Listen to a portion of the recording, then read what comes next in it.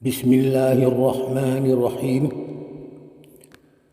Tarekat tua Tamboalam pengajian tubuh. Ayang Karjiah ibu, ayang Sabitah bapa, uji am nyawa, uji mua rahasia atau ilmu.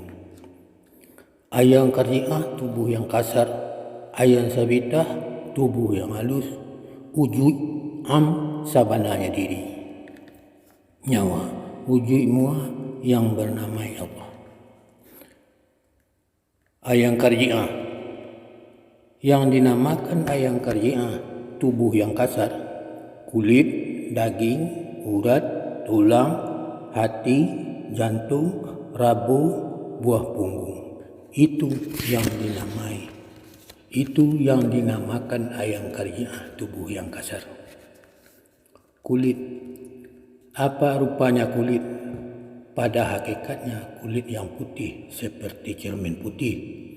Putihnya hening jernih, tempat terjali sifat Tuhan. Apa sifat Tuhan yang terjali? Sifat Allah yang bernama Halim. Kelakuannya